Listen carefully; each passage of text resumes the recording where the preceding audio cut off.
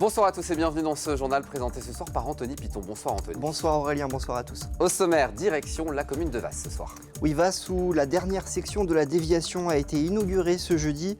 Elle va permettre de fluidifier le trafic dans le centre-ville. On part aussi à la découverte de musées dans ce journal avec d'abord celui d'un ancien professionnel du cinéma qui a dédié un espace au 7e art à Montval-sur-Loire. Et puis direction Saint-Calais où on ira visiter un cabinet de curiosités qui regorge de trésors. Et puis on a invité dans ce journal ce soir. Aujourd'hui, on reçoit le secrétaire territorial de la CFDT, Arnaud Reguer. On parlera avec lui des différentes actions menées par son syndicat pendant l'été et à la rentrée. Et pour démarrer le journal, direction la commune de Vasse, Anthony, où les poids lourds vont bientôt pouvoir contourner la commune. Oui, puisque la déviation vient d'être achevée, déviation qui contournera donc la commune par le nord sur plus de 3 km. Ce jeudi matin, le département a inauguré la deuxième section de ce contournement, celle entre la RD 305 en direction de Montval et la RD 30 vers Maillet. Un chantier qui devrait permettre de désengorger le centre-ville de Vasse, comme nous l'explique Florian Wozniak.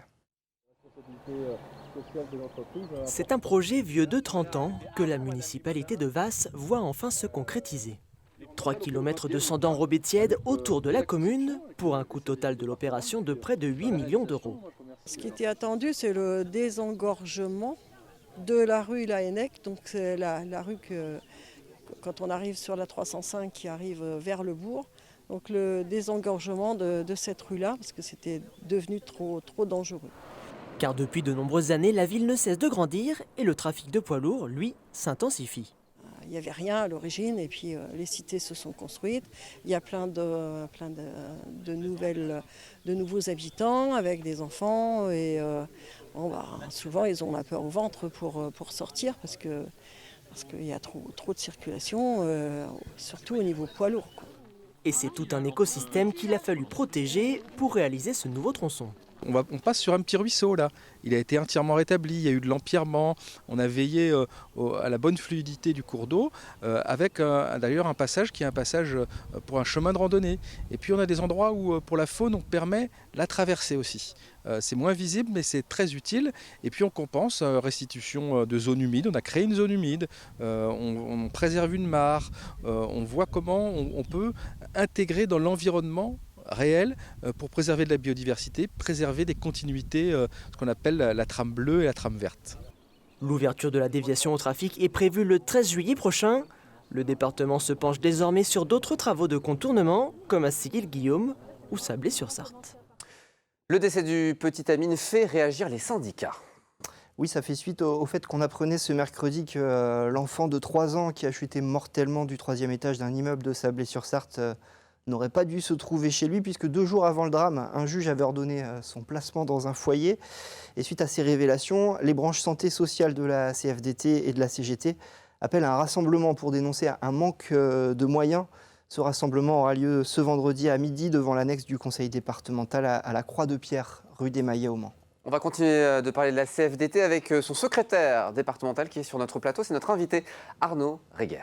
Bonsoir Arnaud Reguer. Bonsoir. Bon, c'est un été tendu qui s'annonce dans le secteur de la santé en tout cas.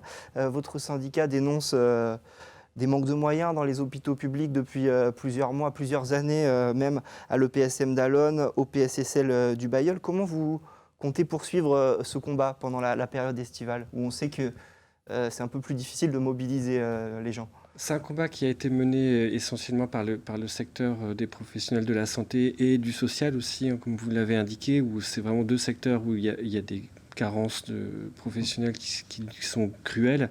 Maintenant, c'est aussi une question qui va être portée plus largement par l'ensemble de l'organisation CFDT, y compris des retraités en particulier.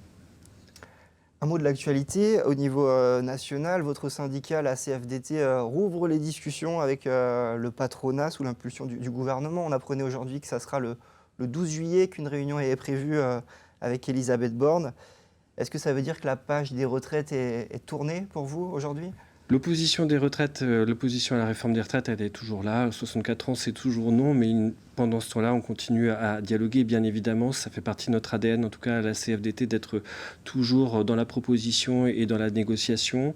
On l'a fait aussi pendant les mobilisations autour de 3 accords nationaux interprofessionnels, et on le poursuivra parce qu'on a bien vu autour des retraites que beaucoup de sujets restaient à discuter, que ce soit sur la santé au travail, les conditions de travail, la rémunération, bien évidemment, mais aussi la formation, par exemple.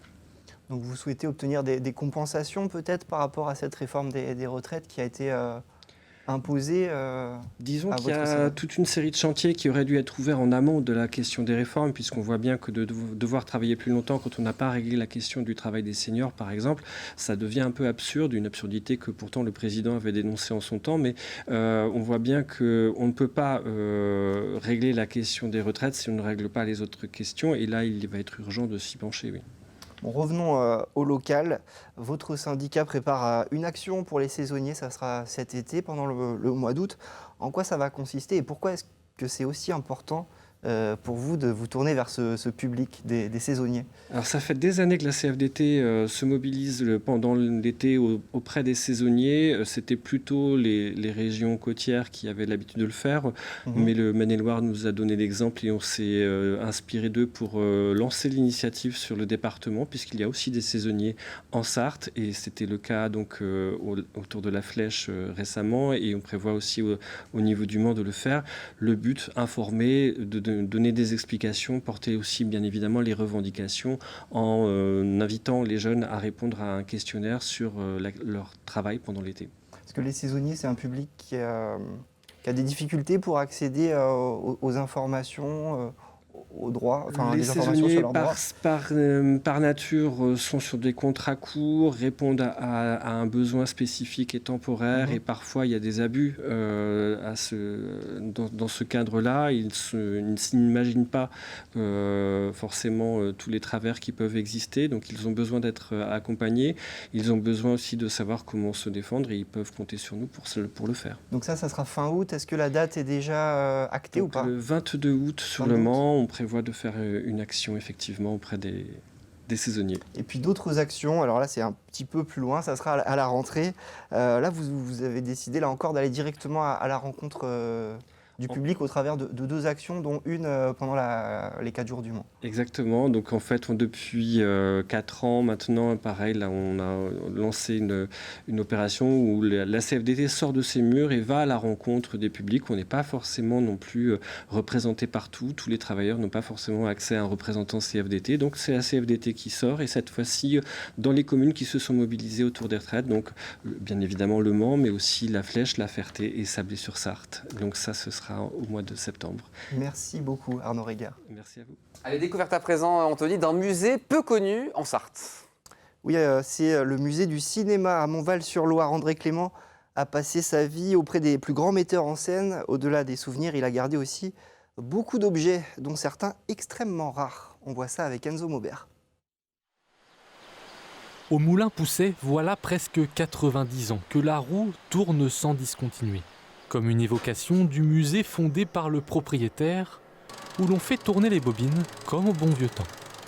Je ne pensais pas ouvrir un musée, je pensais avoir quelques petits projecteurs ici pour mon plaisir, et surtout avoir une salle de cinéma pour pouvoir recevoir mes copains et puis passer des films sur grand écran, quoi, voilà.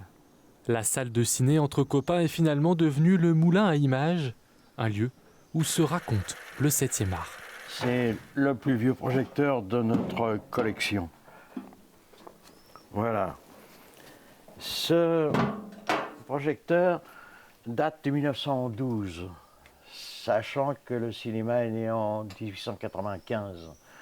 Donc c'était un projecteur, c'était le cinéma chez soi, pour passer des films à la maison. En tournant la manivelle, on alimentait une dynamo qui produisait du courant pour la lampe. Et cette dynamo fonctionne encore. Une séquence presque magique qu'André Clément ne se lasse pas de rejouer. Il faut dire que le cinéma, c'est toute sa vie. Ancien assistant opérateur chargé de la mise au point des caméras, il a travaillé avec les plus grands. J'ai eu la chance de travailler avec un monsieur qui s'appelle Raoul Coutard, Ce monsieur Raoul Coutard, c'est lui qui a créé la Nouvelle Vague avec Godard. C'était l'opérateur d'À bout de souffle, du Mépris, de Pierrot le Fou. Et j'ai fait 2 films avec Alain Delon, j'ai tourné avec Catherine Deneuve, avec Jeanne Moreau, avec Piccoli. J'étais très ami avec Jean Carmet, donc une grande vie professionnelle, quoi. Ce que souhaite André désormais, c'est transmettre son savoir aux jeunes générations pour que jamais l'histoire du grand écran ne disparaisse. Alors pour cet été, il y a plein de lieux même à visiter en Sarthe. Ce soir, on va vous en proposer un du côté de Saint-Calais. Oui, c'est un musée-bibliothèque qui se présente sous la forme d'un cabinet de curiosités qu'on vous propose de découvrir. On y trouve beaucoup de livres et d'objets anciens rapportés de voyage, le tout dans une ambiance très intimiste, découverte avec Colin Ancel. Derrière cette porte se cache un trésor inestimable. Une étoffe sassanide datant du 9e siècle qui a servi à transporter les reliques du moine fondateur Saint Carilef. C'est l'une des pièces rares de ce musée qui regroupe des souvenirs de voyage, des tableaux, des animaux naturalisés, des collections données par des locaux ou des personnes connues. Rouvert en 2009, ce petit musée perpétue une histoire bien plus ancienne. Le premier musée bibliothèque-théâtre est ouvert à Saint-Calais en 1889. Ce jour-là, Charles Garnier, l'architecte de l'Opéra de Paris, était venu inaugurer le musée bibliothèque-théâtre en faisant don notamment à Saint-Calais d'œuvres de sa main. Et puis il y a eu aussi beaucoup d'autres donateurs qui ont permis de fonder tout ça. Le but de cette pièce, découvrir beaucoup d'histoires sur Saint-Calais ou sur les donateurs qui permettent à ce musée d'exister. Le tout dans un endroit volontairement rendu intimiste. On ne peut pas visiter le musée par groupe de 100 personnes, mais c'est vraiment l'objectif, c'est de découvrir, d'aller à la recherche des objets les plus cachés dans les vitrines. Donc on aime bien faire connaître notre lieu, mais surtout faire des visites en petits groupes pour vraiment que le public profite de l'espace. Un espace qui comprend aussi une grande bibliothèque ou fonds ancien. Avant, livres et musées étaient mélangés. À cause des conditions de conservation, les 2 pièces sont maintenant distinctes. Ici, vous pouvez découvrir à peu près 8000 ouvrages de livres qui ne sont pas nécessairement sur Saint-Calais. C'est un fonds très universaliste. Les plus anciens ouvrages datent du XIVe siècle. Ce sont des manuscrits, donc des livres écrits à la main. Et les collections vont à peu près jusqu'à début XXe siècle. Le cabinet de curiosité est à découvrir les mercredis et les premiers samedis de chaque mois. Les visites de groupe sont aussi possibles sur réservation. Et c'est la fin de ce journal. Anthony, est-ce que vous connaissez la trottinette des mers? Pas du tout. Eh bien, c'est possible du côté de Marson. Je m'y suis testé. Vous allez voir, c'est dans quelques instants. Au quotidien, la suite spéciale Vallée du Loir. À tout de suite.